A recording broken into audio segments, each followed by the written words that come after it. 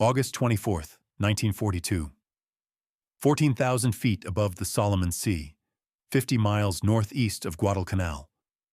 Lieutenant Commander John Jimmy Flatley scanned the sky through his F4F Wildcat's canopy, squinting against the tropical sun that turned the ocean below into a sheet of hammered silver.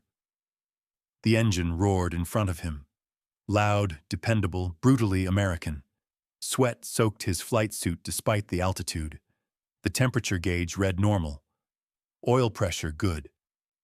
Fuel sufficient for another 90 minutes of combat air patrol. Everything was fine except for the 72 Japanese aircraft heading straight toward the American task force.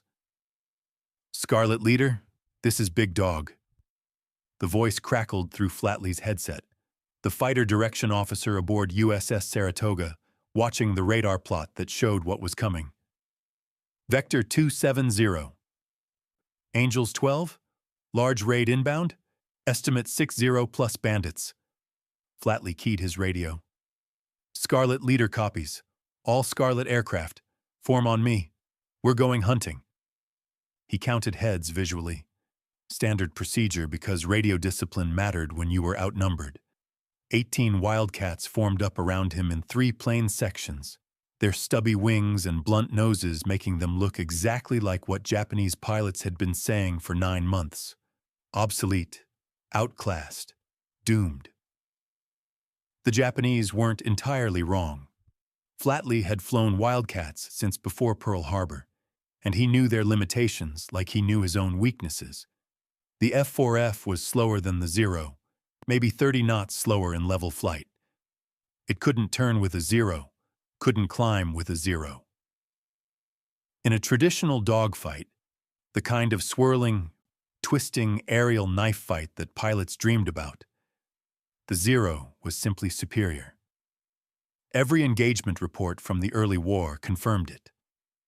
The Philippines, Wake Island, Java. American pilots had died by the dozens trying to dogfight Zeros.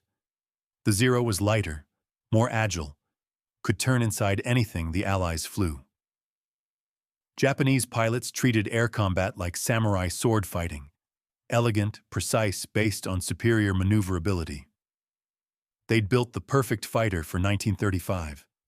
Unfortunately for them, it was 1942, and the rules were about to change. "Tally-ho, bandits, 11 o'clock level!" Flatley saw them now, dark specks against white clouds, growing rapidly. He could make out the shapes. Twin-engine Betty bombers in a tight formation, and above them, weaving back and forth like protective sheepdogs, at least 3 dozen Zeros, maybe more. Hard to count when they were maneuvering. His wingman, Ensign Eric Erickson, pulled closer. The kid was 22, fresh from Pensacola, flying his first combat mission over contested airspace. Flatley could see Erickson's head swiveling, trying to track all the threats at once. "Steady, Eric. Stay on my wing. Don't chase anything." That was the key. The single lesson that separated pilots who survived from pilots who died in the first 30 seconds. Don't chase. The Zero wanted you to chase, wanted you to follow it into a turning fight where its superior maneuverability would kill you. Every instinct said to pursue, to engage individually, to prove yourself in single combat. Every instinct was wrong. "Scarlet Flight, listen up." Flatley kept his voice calm, almost conversational. "We're going through the bombers first. Ignore the fighters unless they're on your 6. 2 plane elements, mutual support. If anyone calls defensive, his wingman breaks toward the threat. Nobody fights alone. Nobody." The Japanese formation was close now, maybe 5 miles. Flatley could see the bombers clearly. 27 Betty bombers in 3 tight Vs, their glazed noses glinting in the sun. Above them, the Zeros were starting to dive, positioning themselves to intercept the American fighters before they could reach the bombers. Standard Japanese doctrine. The Zeros would sweep the sky clear of American fighters. Then the bombers would have free rein over the task force below. It had worked at Pearl Harbor, at the Philippines, in the Java Sea. Japanese naval aviation had spent the first 9 months of the war proving they owned the Pacific sky. Flatley pulled his gunsight Pipper onto the lead bomber and began his attack run. The Wildcat accelerated, not fast by Zero standards, but fast enough. Gravity helped. They were diving now, building speed, the stubby fighter vibrating as it pushed through 250 knots, then 280, then 300. The Zeros came to meet them. Flatley saw one diving from his 2 o'clock high, a textbook intercept, the Zero pilot probably already imagining the kill. The enemy fighter was beautiful in a way, all clean lines and graceful curves. It looked fast even sitting still, and it was closing with the kind of acceleration that made the Wildcat seem like it was standing still. "Eric, brake right now!" Erickson reacted instantly, hauling his Wildcat into a hard right turn. The Zero followed, of course it followed, pulling inside Erickson's turn radius with contemptuous ease, but that put the Zero directly in front of Flatley's guns. Flatley squeezed the trigger. 6 50 caliber machine guns erupted, tracers walking across the sky toward the Zero. The Japanese fighter was so focused on Erickson that its pilot never saw Flatley's attack until rounds started hammering into his wing root. The Zero staggered, kept flying. One wing was shredded, control surfaces hanging in tatters, but the lightweight fighter maintained some semblance of flight. A testament to Japanese engineering and pilot skill. The Zero was damaged but not dead. Flatley fired again, a longer burst this time. The Wildcat's guns were heavier than the Zero's armament, American 50 cals versus Japanese 7.5mm and 20mm cannon. Rate of fire versus hitting power. The debate had raged in planning rooms for years. The debate ended when the Zero's fuel tank exploded. Japanese fighters didn't have self-sealing fuel tanks, a weight-saving measure that made them more maneuverable, but also turned them into flying bombs. The Zero disintegrated in a fireball that made Flatley flinch even through the thick canopy glass. "Scarlet 3, good kill!" That was Lieutenant Marion Carl, leading the second section. "Bandits coming through high! Multiple bogeys, 12 o'clock!" The sky was full of them now. Zeros diving, climbing, wheeling in the kind of aerobatic display that would have been beautiful if it wasn't trying to kill them. Flatley saw 3 Wildcats engaged with 5 Zeros. The American fighters flying in pairs, not trying to outturn their enemies, but working together. One braking while the other fired, then reversing. It was ugly compared to the Zero's graceful maneuvers. It looked defensive, even desperate. But pilots weren't dying. A Zero latched onto a Wildcat's tail, closing for the kill. Flatley started to warn the pilot, but the Wildcat's wingman was already there, firing a deflection shot that forced the Zero to break off. The 2 Wildcats reformed immediately, covering each other, denying the Zeros the isolated target they needed.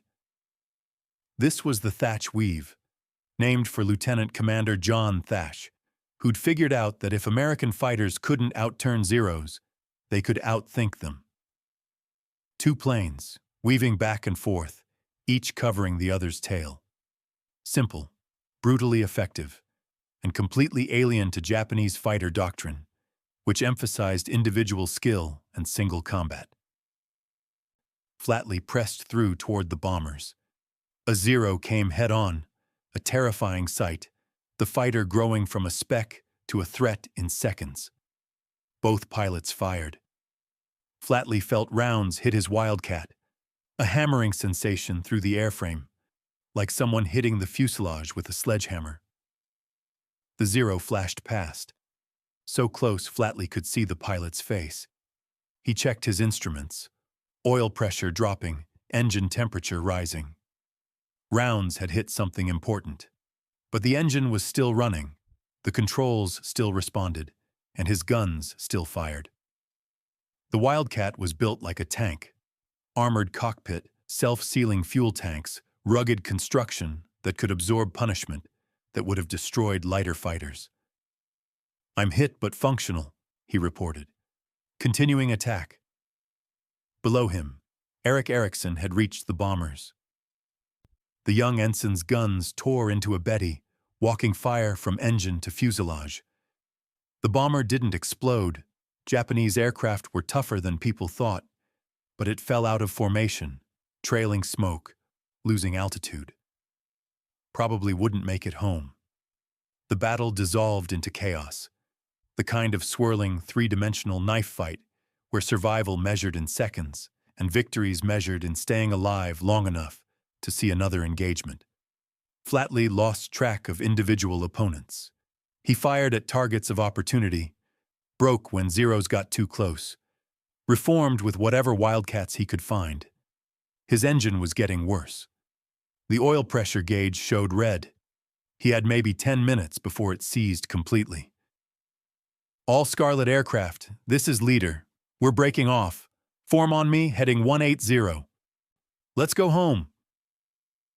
They turned south, back toward the task force.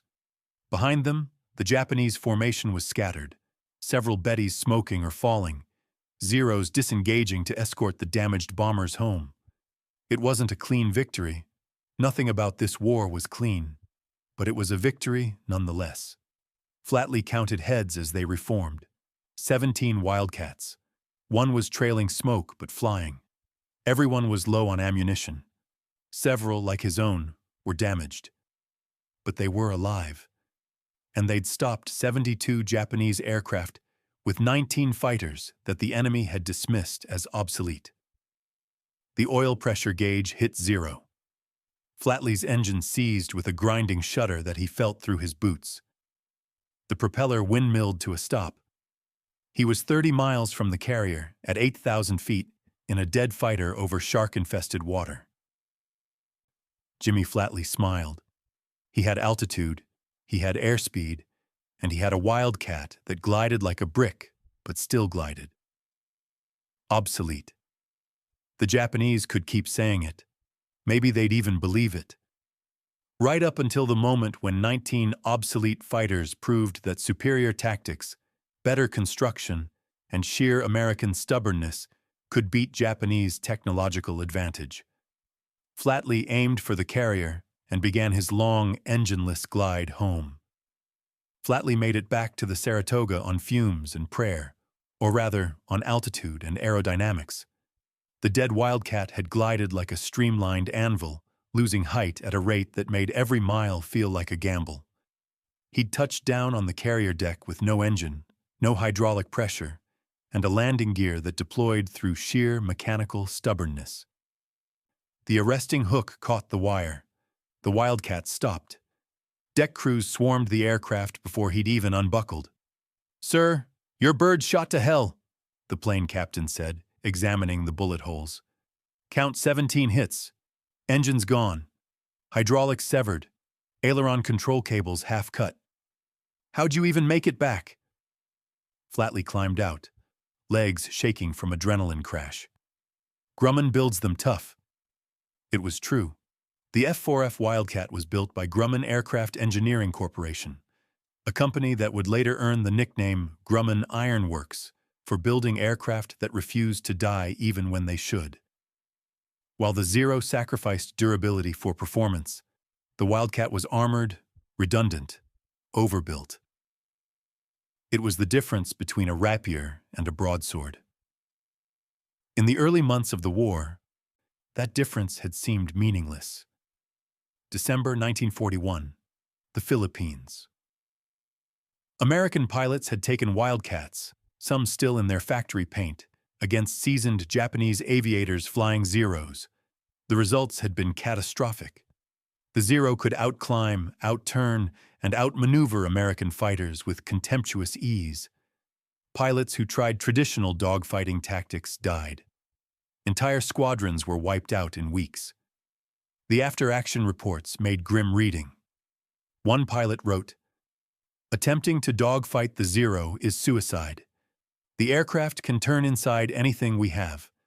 When American pilots try to maneuver with them, they die." But hidden in the carnage were lessons. Pilots who survived, and there weren't many, noticed patterns.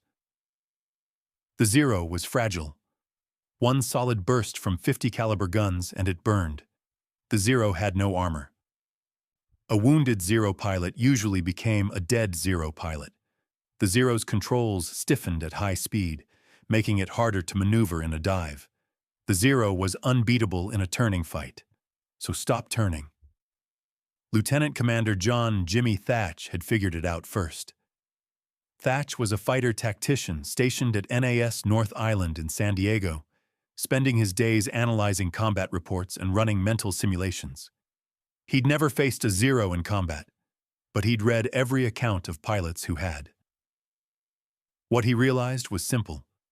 If you couldn't outturn the Zero, you needed tactics that didn't require turning. Thach started experimenting with two-plane sections, having pilots fly parallel courses about 200 feet apart. When a Zero attacked one plane, that pilot would turn toward his wingman. The wingman would turn toward him. They'd cross paths, the weave, and suddenly the Zero chasing the first plane would find itself flying directly in front of the second plane's guns. On paper, it looked defensive, almost cowardly. Everything in fighter pilot culture said you should engage aggressively, seek individual combat, prove your skill in one-on-one duels. The Thach Weave looked like running away while your wingman did the shooting. In practice, it worked, and pilots who wanted to keep living started using it. February 1942. Flatley, by then commanding VF-42 aboard USS Yorktown, began drilling his pilots in the Weave. They practiced for hours, flying precise patterns, learning to trust their wingmen absolutely. It felt wrong. Fighter pilots were supposed to be lone wolves, not paired dancers. But Flatley had read the same reports Thach had. He knew that individual heroics against Zeros meant individual deaths. The Zero wants you to fight its fight, he told his pilots during a briefing. It wants you to turn. If you turn, you die. Simple as that. So we're going to fight a different fight. We're going to use teamwork, discipline, and the fact that our aircraft can take damage theirs cannot. Ensign Eric Erickson had been in that briefing, fresh from flight school, trying to reconcile everything he'd learned about aerial combat with this new doctrine. Sir, what if we get separated? What if we end up alone against a Zero? Then you dive, Flatley had said flatly. Full throttle, straight down. The Wildcat can dive faster than a Zero can follow. Get speed, get distance, get back to your wingman. Never, never try to turn with them. It sounded like cowardice. It was actually survival. May 1942. The Battle of the Coral Sea. Flatley's squadron flew from Yorktown, engaging Japanese forces in the first carrier battle in history. They used the Thach Weave. They refused to dogfight. They worked in pairs, covering each other, exploiting the Wildcats' ruggedness and firepower while avoiding situations where the Zero's maneuverability mattered. They lost planes. War guaranteed that. But they didn't lose entire squadrons, and the exchange ratio started shifting from 5-1 in Japan's favor to something approaching parity. June 1942. The Battle of Midway. Thach himself flew from USS Hornet, personally demonstrating his weave in combat. Japanese pilots, accustomed to American fighters breaking formation and engaging individually, suddenly faced coordinated pairs that refused to play by the expected rules. Zeros would latch onto a Wildcat's tail, confident in the kill, only to find themselves flying into another Wildcat's gunfire. It was ugly tactics. It lacked grace. But grace didn't win battles. After Midway, the doctrine spread throughout the Pacific Fleet. Fighter directors began assigning Wildcats in two-plane elements as standard procedure. Training syllabuses changed. New pilots learned that staying with your wingman mattered more than individual kill counts. The Japanese noticed. Intelligence intercepts from July 1942 showed confusion among Japanese naval aviators. American fighters were fighting defensively, refusing honorable combat, using cowardly group tactics. The tone was dismissive, but underneath the dismissal was something else: frustration. The Americans were learning, and the lessons were written in blood. August 1942, Guadalcanal, Henderson Field became the crucible where everything came together. The airfield, a muddy strip carved from jungle, was the focal point of a campaign that would determine control of the South Pacific. The Japanese needed it destroyed. The Americans needed it held. Every day, Japanese bombers came south from Rabaul, escorted by Zeros. Every day, Wildcats rose from Henderson Field to meet them. The pilots who flew those missions, Marine, Navy, some Army Air Force, became experts in a new kind of warfare. They learned that the Wildcat could absorb incredible punishment. Pilots came back with aircraft so shot up that ground crews couldn't believe they'd flown.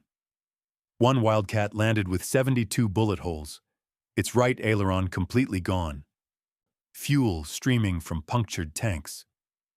The pilot climbed out and asked when his plane would be ready for the next mission.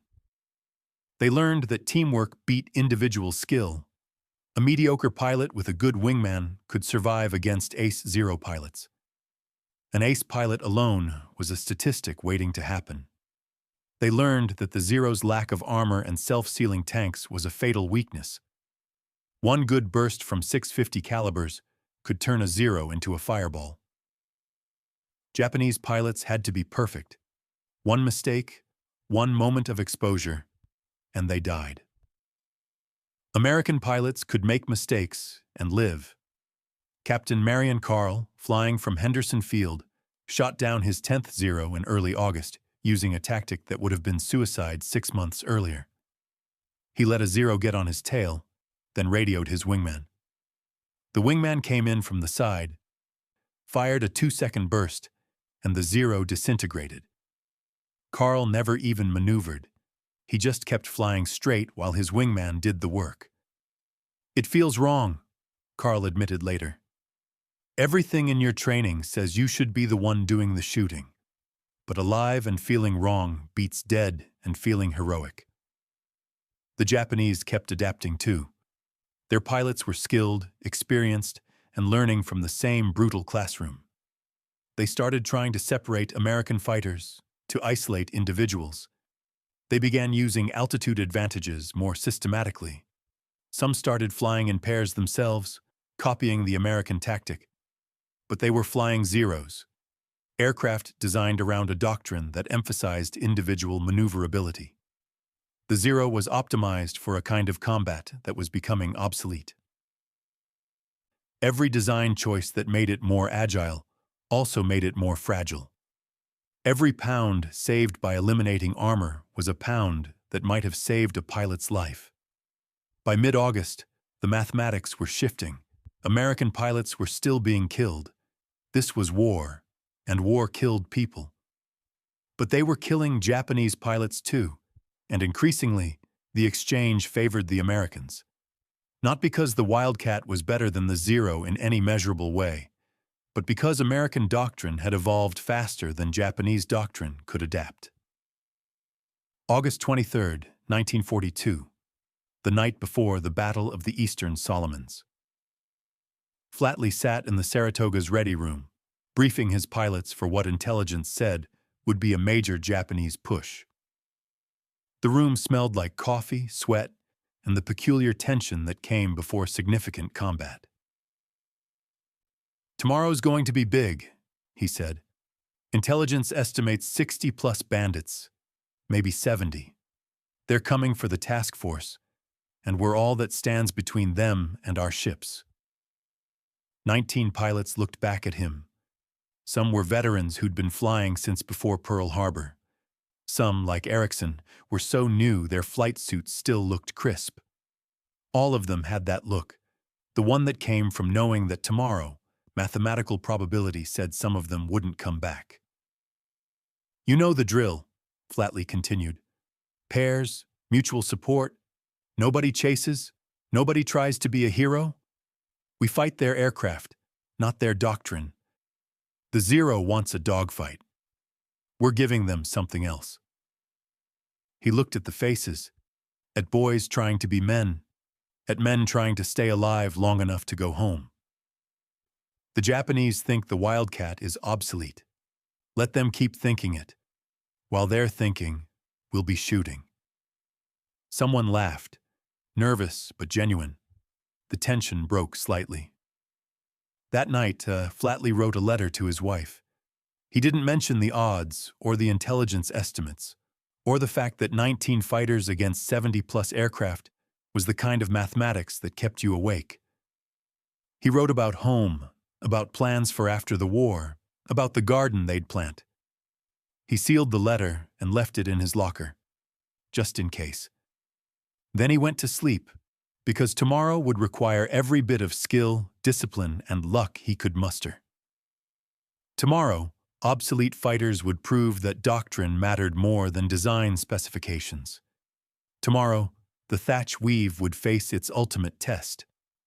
August 7, 1942. Henderson Field, Guadalcanal. The airstrip was barely operational, 2,600 feet of packed coral and mud that the Japanese had been building when the Marines seized it 3 days earlier. Ground crews worked in 95-degree heat, refueling aircraft by hand pump, loading ammunition from crates that had been airdropped because supply ships couldn't get through. The field had no revetments, no proper maintenance facilities, no radar. What it had was location. 650 miles from Rabaul, the massive Japanese base that controlled the South Pacific. That distance, 650 miles, defined everything. Japanese bombers based at Rabaul could reach Guadalcanal, but only barely. The round trip consumed most of their fuel, leaving minimal time over target. Betty bombers, carrying 1,660 pounds of bombs each, burned 150 gallons per hour at cruise speed. The flight to Guadalcanal and back required 7 hours. They launched with 2,200 gallons, leaving approximately 150 gallons of reserve. Any combat maneuvering, any deviation from planned routing, and they wouldn't make it home. The Zeros escorting them faced identical mathematics.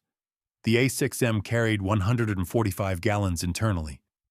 At economical cruise, that provided maybe 6 hours of flight time.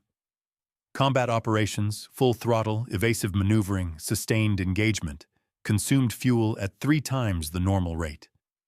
A Zero pilot fighting over Guadalcanal had perhaps 10 minutes of combat time before he had to break off and begin the long flight home.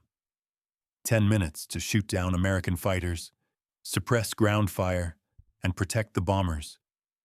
Then nothing but ocean and hope. American pilots operating from Henderson Field had no such constraints. They launched, climbed to altitude, engaged, landed, rearmed, and launched again. Some flew 4 sorties daily.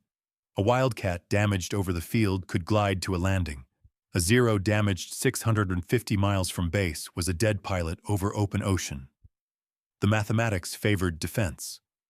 But Japanese doctrine, built around offensive operations and decisive battle, struggled to adapt. August 8th through August 20th, the daily rhythm became predictable. Japanese reconnaissance aircraft would appear at dawn, fast, high-altitude float planes that Henderson Field's fighters couldn't catch. By 1100 hours, coast watchers on islands north of Guadalcanal would radio warnings. 27 bombers heading yours. By 1300 hours, the formation would arrive. Betty bombers in tight V formations, Zeros weaving above them. And every day, the Wildcats would climb to meet them. Marine Air Group 23, the primary fighter unit at Henderson Field, operated under conditions that would have been considered impossible in peacetime. Aircraft maintenance was performed in open air, under jungle canopy, with tools scavenged from crashed Japanese aircraft. Spare parts arrived irregularly, when they arrived at all. Pilots slept in tents, ate captured Japanese rice, and flew aircraft that were technically unfit for combat operations by any reasonable maintenance standard. Major John L. Smith, commanding VMF 223, kept a daily log of aircraft status. August the 12th, 19 Wildcats assigned, 12 operational, 4 awaiting parts, 3 damaged beyond field repair. August 15th, 19 assigned, 8 operational, 7 awaiting parts, 4 destroyed. The numbers fluctuated based on daily combat, daily repairs, and the irregular arrival of replacement aircraft. Yet they kept flying. Captain Marion Carl, who would end the Guadalcanal campaign with 18.5 confirmed kills, described the operational tempo in a letter home. "We fly until something breaks or someone dies. Then we fix what broke and replace who died. The Japanese keep coming because they have to. We keep fighting because if we don't, the ships offshore die, and the Marines on the ground die, and Henderson Field gets retaken. So we fly." The Japanese faced their own mathematics. Every bomber lost over Guadalcanal represented not just lost aircraft, though at 800,000 yen per Betty, the economic cost was significant, but lost crews. A Betty carried 7 men: pilot, co-pilot, navigator, radio operator, and 3 gunners. Japan had begun the war with approximately 3,500 trained naval aircrew. That number was finite. Every crew lost over Guadalcanal was irreplaceable in any meaningful time frame. Training a bomber crew required 18 months. The war wouldn't wait 18 months. By mid-August, Japanese operational reports began noting a disturbing pattern. American fighters were becoming more effective. Not because American pilots were becoming more skilled, though they were, but because American tactics had evolved to exploit every Japanese weakness. A Japanese after-action report from August 16th, recovered post-war, noted, "Enemy fighters no longer attempt individual combat. They operate in coordinated pairs, refusing to separate. When engaged, one fighter breaks while the other attacks from an unexpected angle. Our pilots report that shooting down American fighters requires extended engagement, during which fuel is consumed and other enemy fighters arrive. The tactical situation is unsatisfactory." The report's language was bureaucratic, but the implication was stark. Japanese pilots couldn't win the kind of prolonged engagement necessary to destroy Wildcats without exhausting their fuel. The 10-minute combat window was insufficient against opponents who refused to fight predictably. August 20th, Lieutenant Colonel Harold Indian Joe Bauer, a Marine fighter ace, arrived at Henderson Field with 14 replacement Wildcats. His first briefing with Major Smith covered the tactical realities. "The Zeros will try to separate you," Smith said, pointing at a hand-drawn diagram on a salvaged chalkboard. "They'll feint at one pilot, trying to draw him into a turn. If he bites, he's dead. If he doesn't bite, they'll try someone else. Your job is to never bite. Stay with your wingman. If someone calls defensive, you break toward the threat. The weave isn't optional. It's how you survive." Bauer, who'd been flying fighters since 1935, asked the question that revealed how completely doctrine had transformed. "What about aggressive pursuit? Pressing attacks?" "You press attacks in pairs," Smith replied. "You pursue in pairs. You break off in pairs. The moment you're alone, you're vulnerable. The Zero can outturn you, so don't turn. It can't outdive you, so dive. It can't outshoot you, so shoot. And it can't take damage like you can, so make every burst count." Bauer nodded slowly. Everything in his training, everything in American fighter doctrine prior to 1942, emphasized individual initiative and aggressive tactics. What Smith was describing sounded almost passive. But the mathematics were undeniable. Pilots who followed these tactics survived. Pilots who didn't. By August 21st, Marine Air Group 23 had developed an operational pattern that maximized Henderson Field's defensive advantages while exploiting Japanese constraints. Coastwatcher warnings provided 30 minutes notice of incoming raids. Wildcats would launch, climb to 20,000 feet, and position themselves upsun of the expected Japanese approach. When the bombers appeared, fighters would dive through the Zero escorts, using superior diving speed to reach the bombers before Zeros could react, and make a single high-speed pass through the bomber formation. Then they'd dive away, extend to gain separation, and climb back for another pass. The Zeros would try to engage, but their 10-minute combat window meant they couldn't pursue extended stern chases. They had to break off and return to escort duty or risk running out of fuel over the ocean. American pilots, with unlimited fuel and friendly territory below, could make multiple passes, breaking off between attacks to regain altitude and position. The tactical mathematics favored persistence over individual brilliance. Lieutenant Colonel Bauer flew his first combat mission over Guadalcanal on August 22nd. His report, filed that evening, captured the reality. Made 4 separate attacks on a formation of 18 Betty bombers escorted by 30 Zeros.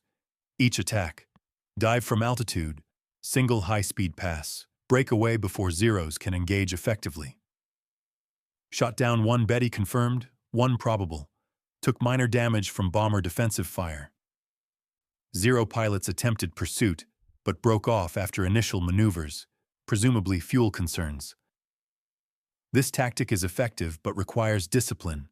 The temptation to engage Zeros directly is significant, must be resisted. The Japanese were learning the same lessons from the opposite perspective. A Japanese Navy report from late August, analyzing Guadalcanal operations, concluded, American fighter tactics exploit our operational constraints. Enemy fighters attack bombers during the limited time our escorts have fuel for combat. They refuse engagement that would allow our superior maneuverability to be decisive. They accept damage our aircraft cannot sustain. We are losing the exchange at unsustainable rates. The report's recommendation section suggested increasing fighter escort numbers, improving bomber defensive armament, and developing tactics to force American fighters into turning engagements. What it didn't suggest, couldn't suggest, was eliminating the fundamental constraint. 650 miles was too far to maintain decisive air superiority with single-engine fighters carrying 145 gallons of fuel. Geography and logistics were defeating tactical excellence. August 23rd, the night before the Battle of the Eastern Solomons, Henderson Field's operational diary recorded 23 Wildcats operational, 14 pilots combat-ready, ammunition stocks sufficient for approximately 60 minutes of sustained combat per aircraft. Japanese intelligence, intercepted and decoded by American cryptanalysts, indicated a major operation planned for August 24th. Carrier-based aircraft would strike the American task force while land-based bombers from Rabaul hit Henderson Field simultaneously. The Japanese plan was sophisticated: divide American fighter strength between defending the carriers offshore and defending Henderson Field. Overwhelm both through numerical superiority. The carriers couldn't defend themselves and Henderson Field simultaneously. Something would have to give. What Japanese planners hadn't fully accounted for was that American fighter doctrine had evolved beyond what their intelligence assessments captured. The Wildcat wasn't the same aircraft, tactically, that had fought in the Philippines. The pilots weren't employing the same tactics that had failed at Wake Island. 8 months of continuous combat had produced a learning curve that Japanese analysis hadn't tracked.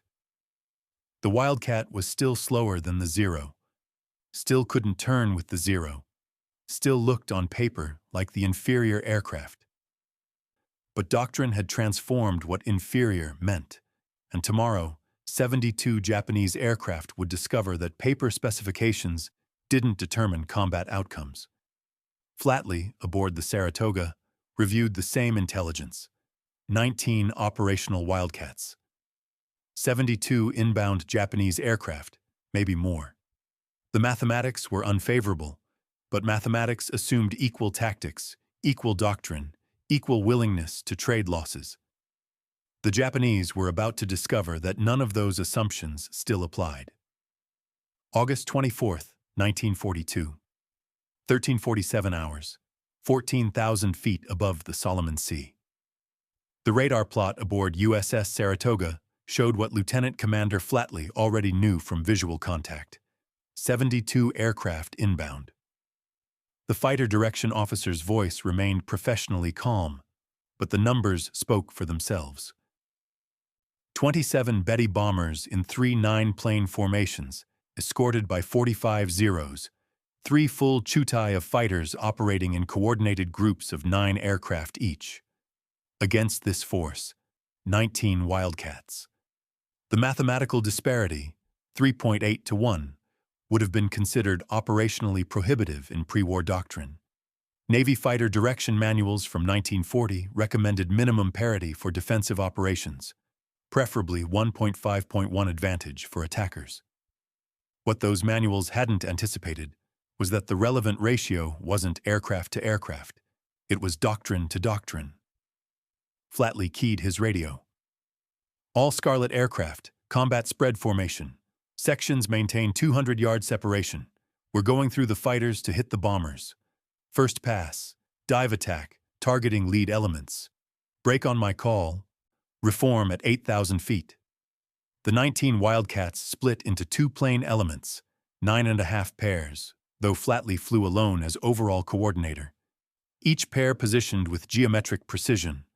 200 yards lateral separation, slight altitude stagger, close enough for mutual support, but far enough that a single attacking Zero couldn't engage both simultaneously.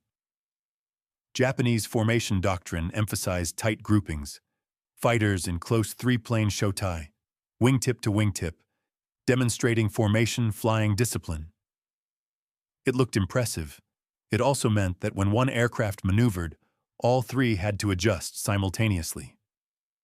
American combat spread sacrificed visual impressiveness for tactical flexibility. Each pair could maneuver independently while maintaining mutual support. The Zeros came up to meet them. Leading the Japanese fighter escort was Lieutenant Junichi Sasai, a veteran with 11 confirmed kills and 800 combat hours. Sasai had been flying Zeros since the China campaign in 1940, had participated in the Pearl Harbor attack, and had fought over the Philippines, Java, and New Guinea. He understood American tactics, or thought he did.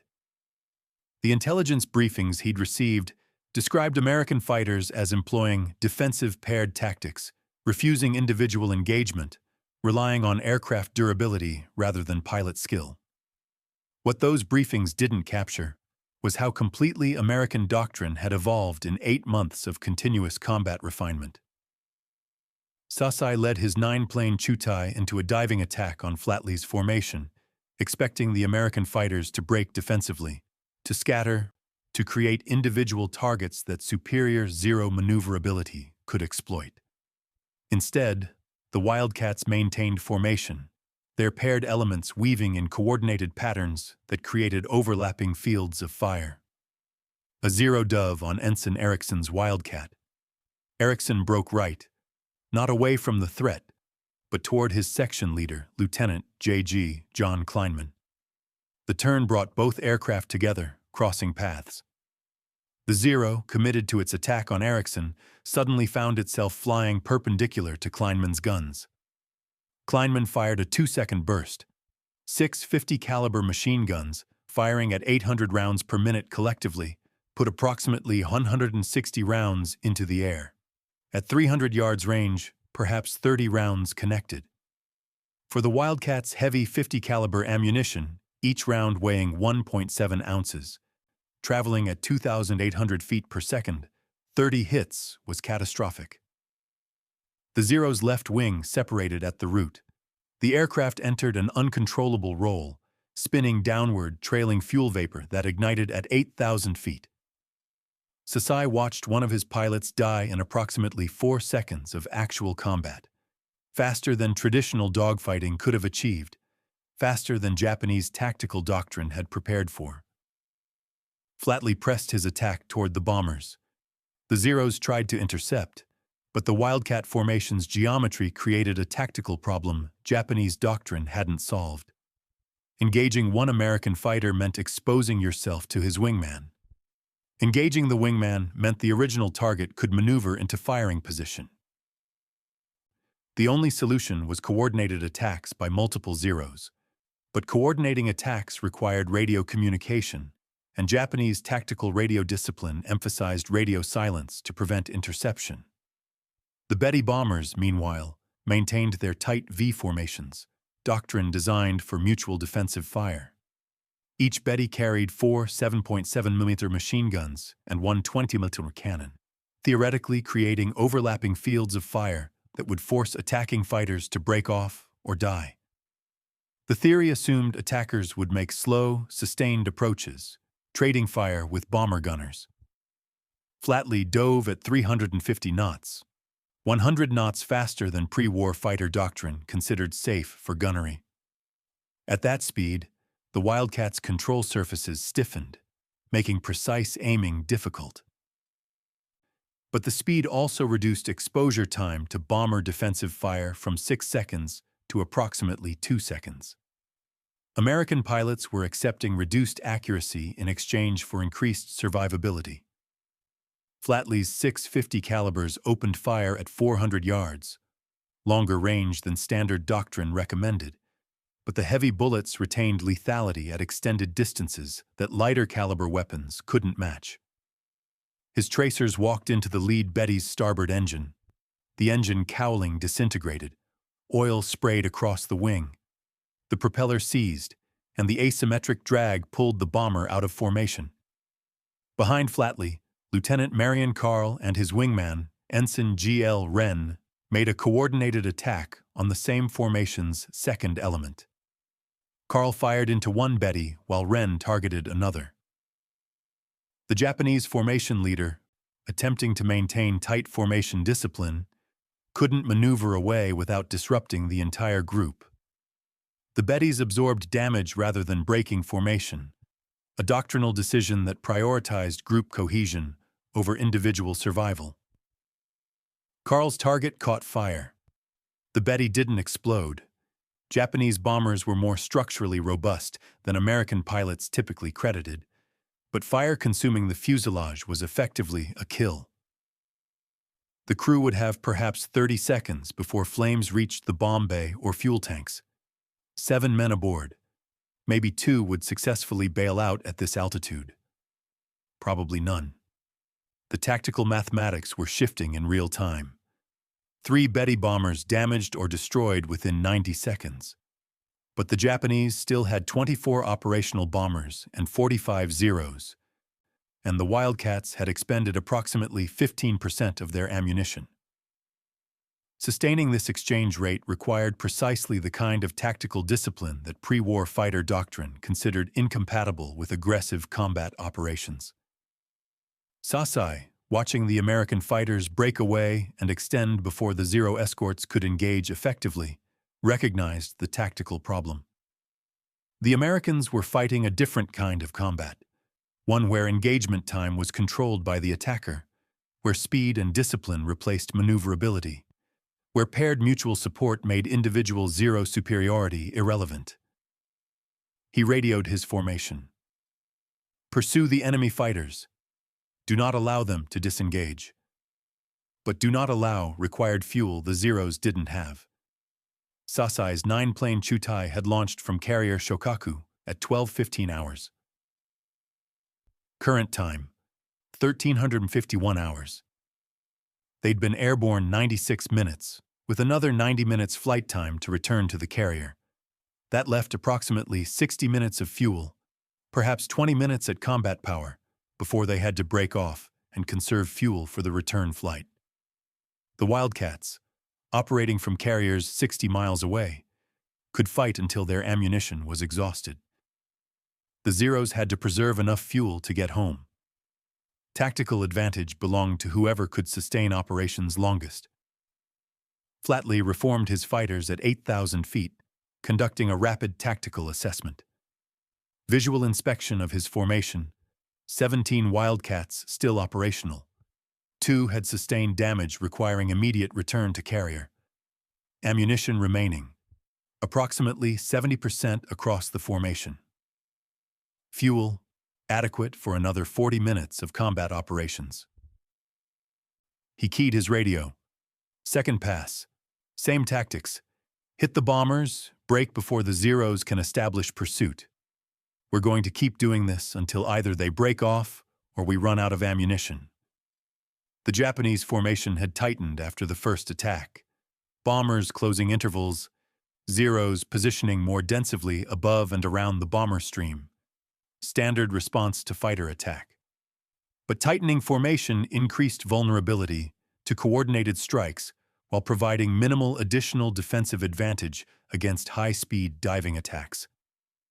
The Wildcats dove again. This time, Sasai attempted to intercept before American fighters reached the bombers. His Chutai dove to meet Flatley's formation, Zero's positioning for head-on passes, a tactic that negated American tactical advantages by creating simultaneous engagement where neither side could disengage cleanly. Flatley recognized the geometry. Head-on passes were dangerous, both aircraft closing at combined speeds exceeding 600 knots, engagement window measured in fractions of a second. But they also allowed Wildcat pilots to exploit their aircraft's superior structural strength and armor protection. The formations converged. Flatley fired at the lead Zero while simultaneously taking fire from the same aircraft. Rounds hammered into his Wildcat's engine cowling, 7.7mm machine gun fire from the Zero's wing-mounted guns. The Wildcat's armor plate, positioned behind the engine and in front of the cockpit, absorbed the impact. The engine, a Pratt & Whitney R1830 Twin Wasp, 14 cylinders of air-cooled radial robustness, continued operating despite multiple hits. Flatley's return fire struck the Zero's centerline. The Japanese fighter, lacking armor or self-sealing fuel tanks, absorbed damage directly into critical systems. The Zero pulled up sharply, whether from pilot input or control damage Flatley couldn't determine, and stalled. It fell away, trailing smoke. The cost-benefit analysis played out in mechanical terms. The Wildcat absorbed damage and continued fighting. The Zero absorbed damage and died. Over hundreds of engagements, that differential became decisive. Ensign Erickson, still flying as Kleinman's wingman, made his third attack run on the bomber formation. His previous 2 attacks had scored hits without confirmed kills, bomber defensive fire and his own inexperience making precision difficult. This time, he held fire until 300 yards, compensating for closure rate and deflection angle, then fired a sustained 4-second burst. Approximately 320 rounds, approximately 75 hits. The Betty bomber's port wing fuel tank ruptured. JP fuel, Japanese aviation gasoline stored in unprotected tanks, ignited instantly. The bomber's wing folded upward, structural failure from fire damage, and the aircraft entered an inverted spin. Erickson broke hard right, as briefed. Kleinman, covering the brake, fired at a Zero attempting to pursue Erickson's turn. The Zero broke off. The paired Wildcats extended, gained separation, prepared for another attack. By 14:05 hours, 18 minutes into the engagement, the tactical calculus had shifted definitively. The Japanese had lost 7 bombers destroyed, 4 damaged and leaving formation, and 9 Zeros either destroyed or damaged sufficiently to abort operations. 37% of their bomber force, 20% of their fighter escort. The Wildcats had lost 3 aircraft, 1 to combat damage requiring carrier landing with landing gear damage, 2 to mechanical failures exacerbated by sustained combat operations. 16 fighters still operational. Sasai, watching his formation's cohesion deteriorate and calculating fuel states, faced the decision that operational mathematics demanded: continue attacking and risk not having sufficient fuel to return to carrier, or break off engagement while enough fuel remained for safe return. Japanese naval doctrine emphasized offensive spirit, attacking aggressively regardless of cost, achieving objectives through willpower and sacrifice. American doctrine increasingly emphasized sustainable operations, accepting temporary tactical retreats to preserve forces for continued operations. At 14:09 hours, Sasai ordered his remaining fighters to break off engagement and established defensive escort around the surviving bombers. The American fighters made 2 more diving passes, shooting down an additional 3 bombers, before flatly ordered his formation to return to Saratoga. Ammunition states across the Wildcat formation averaged 25% remaining, sufficient for defensive operations during return flight, insufficient for sustained offensive action. The Battle of the Eastern Solomons would continue for 2 more days, involving multiple carrier strikes and surface engagements. But this 18-minute fighter engagement, 19 Wildcats against 72 Japanese aircraft, had demonstrated something that would reshape Pacific air combat doctrine for the remainder of the war. Technical specifications didn't determine combat outcomes. Doctrine did. The Zero remained faster in level flight, more maneuverable in turns, longer-ranged in ferry configuration. On paper, it remained the superior fighter aircraft. But warfare wasn't conducted on paper. It was conducted by pilots executing tactical doctrines that either exploited their aircraft's advantages or suffered their disadvantages.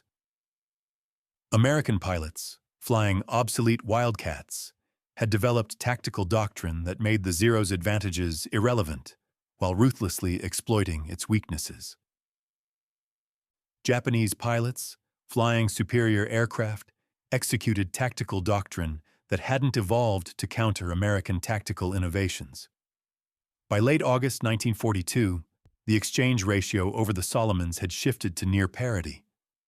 By October, American fighters were achieving favorable exchange ratios. By 1943, the ratio would approach 2-1 in American favor, not because American aircraft had improved dramatically, but because American tactical doctrine had created conditions where their aircraft's advantages determined engagement outcomes. Flatley's formation landed aboard Saratoga between 14:45 and 15:10 hours. 16 Wildcats trapped successfully. The 17th made it back, but had to ditch alongside a destroyer. Pilot recovered uninjured, aircraft lost. In the ready room debriefing, intelligence officers compiled the results. 14 confirmed kills, 10 bombers, 4 fighters, 7 probables, against 19 fighters engaging 72 enemy aircraft for 18 minutes of sustained combat. The Imperial Japanese Navy's after-action report, decoded by American intelligence 3 days later, described the engagement as tactically inconclusive, with moderate losses inflicted on enemy carrier forces. It made no mention of the tactical evolution that had occurred, no analysis of why Japanese numerical superiority had failed to achieve decisive results. The Americans were learning. The Japanese were still assuming their opponents were the same pilots, flying the same tactics, making the same mistakes as 8 months previous. That assumption would cost them the Pacific War.